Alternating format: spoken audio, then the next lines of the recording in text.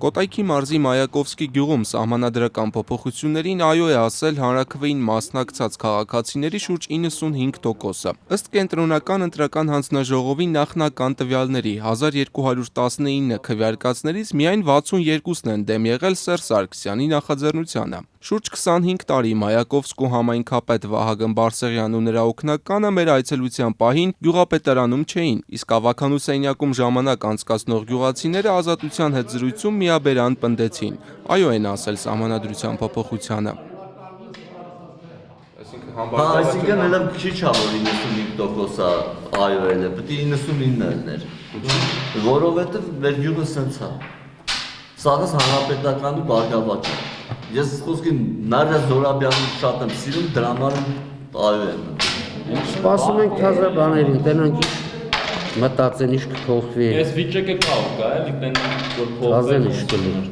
Ըստ պաշտոնական տվյալների Մայակովսկիում հանրաքվեին մասնակցել է քվեարկելու իրավունք ունեցողների շուրջ 74%-ը։ Մեզ հանդիպած գյուղացիների մի մասը սակայն տեղյակ չէր հանրաքվեից։ Ո՞վ է խաբարել որ իմանա։ Ո՞վ է գնացել, Ո՞վ է այդ։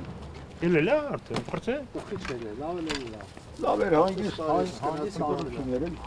Թե ինչն ինչպես է փոխվելու հանրաքվեից հետո գյուղացիներից որևէ մեկը հստակ չկարողացավ ասել։ Ժորա Հովասափյանը պնդեց, իրենց դիրքորոշումը կարևոր չէ։ Եթե կողմ լեինք էլի կանցներ, հետո դեմ լենք կողմ լենք ավել լավ էլ։ Գյուղում առևտրով զբաղվող Վալյա Խաչատրյանը բացառեց, թե քվեարկության ժամանակ կաշառք է բաժանվել։ Եկել լիներ եմ շուտ ես խաբար կլնեի, թփորձին ինչ չտային։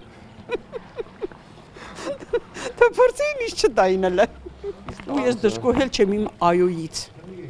Ով դժգոհ լինի, գոհ լինի, Աստված իր հետ։ Ես ոչ մեր պրեզիդենտից եմ դժգոհ, ոչ էլ իմ այոյից։ Մայակովսկիում մեզ հանդիպած գյուղացիները միաբերան դժգոհում էին սոցիալական խնդիրներից, այդպես էլ չկարողանալով բացատրել, այդ դեպքում ինչու են այո ասել իշխանության նախաձեռնությանը։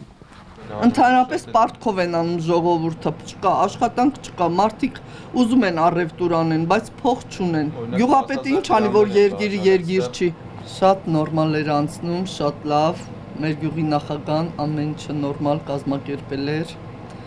Ես այո եմ քվեարկել։ Ինչի՞։ Դե ուզեցել եմ տենց քվեարկեմ։